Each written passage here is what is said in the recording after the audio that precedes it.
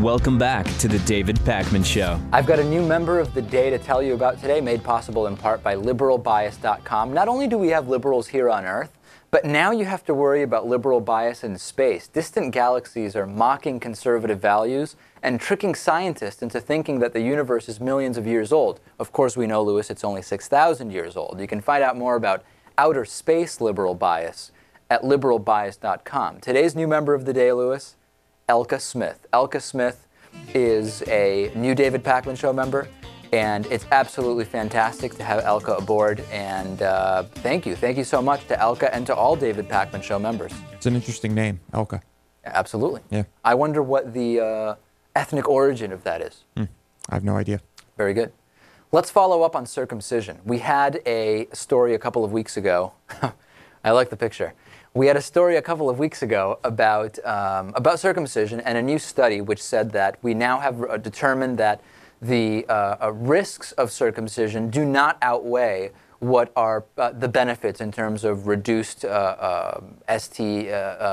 urinary tract infections, lower risk of STDs, etc. Now, we had an incredible amount of feedback about this, people saying the study itself was flawed because it was really heavily skewed towards African countries that aren't aware enough of proper hygiene techniques for uncircumcised genitals. A lot of different questions, a lot of accusations that Lewis is an idiot, even though he said people who think that female genital mutilation being like circumcision means they are idiots. And there were a lot of ad hominems being thrown around. Is that fair? Yeah, there were. Absolutely. Thank you, Lewis. Yeah. So we got a ton of feedback about this, and let's just start with a couple things. Number one, I got a voicemail about circumcision. Let's take a listen to that one first. Hey, David. I just wanted to make a comment about the circumcision story you did. Full disclosure, I am Jewish. So I just wanted to say, as a fellow Jew, Let me stop it right there. Is that a problem right there, guys, with this discussion? That it's being why does he have to disclose that he's Jewish? Because when you do, there is the presumption that you are circumcised. Okay, but so there is also the idea that we can't just have a fact-based discussion about circumcision, that it is tinged by whether you are Jewish or Muslim or whatever. No, it's tinged by whether you're circumcised or not. No, I disagree. I think that the problem with this is that it makes it seem like this guy might believe what he believes only because he's religious. Right. Well, anyway, let's continue. Let's continue. Guys may be subconsciously biased to be circumcision. Case in point, Natan brings into the debate the fact that there's a long tradition. I just feel like that should not be brought into the debate. The debate should be based purely on medical science and facts, not on religion. And so, yeah, that's basically what I want to say. In fact, I'd even go so far as to say that parents who choose to have the circumcision done based purely on religious reasons, I think that might be a good debate.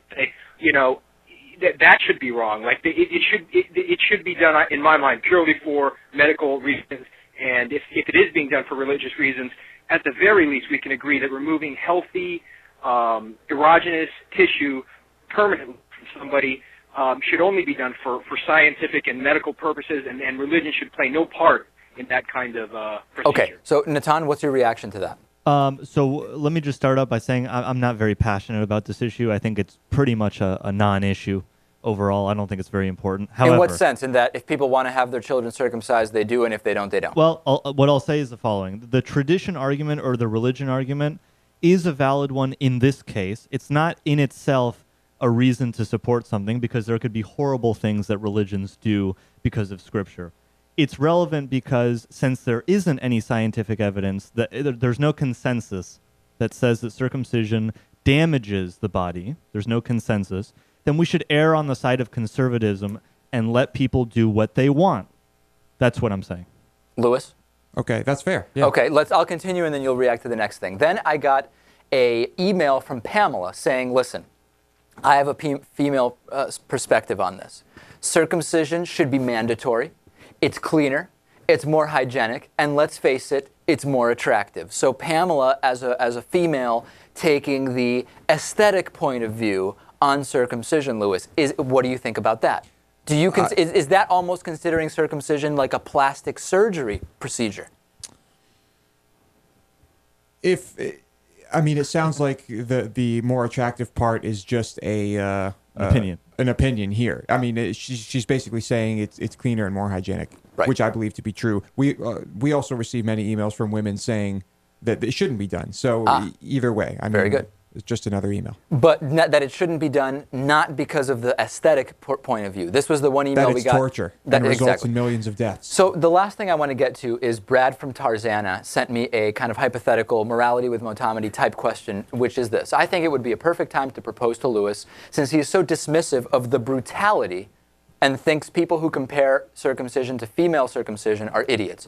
I would agree that there is a difference between the two. For this scenario, we'll assume all health benefits from the study we cited are true. For this example, here's the example. A 12-year-old orphan is adopted by a family who decide that they want to have him circumcised for the medical benefits. The boy is adamant that he doesn't want the procedure done, but his parents are resolute in their decision. Is this child abuse? No. Why not? A 12-year-old does not know what's best for him. Okay, And so is still a minor. And is still... up until what age do the parents get to decide whether the kid has a circumcision or not? Well, I'd say when you're legally an adult, but at the same time, I might say something like 16, 15, 16. So you're 16 years old, your parents say it's time to be circumcised, you have no say because you're not a legal adult. It's tough. I mean, there are different maturity levels here too, and it's hard to draw that line. Natan, how do you even process this question? I completely think that it's very hard to draw this line, but I also think that the difficulty in drawing the line doesn't mean that we should ban circumcision. Okay. Yeah. Well put. Fair enough. Let's keep the comments coming. This is a fascinating discussion.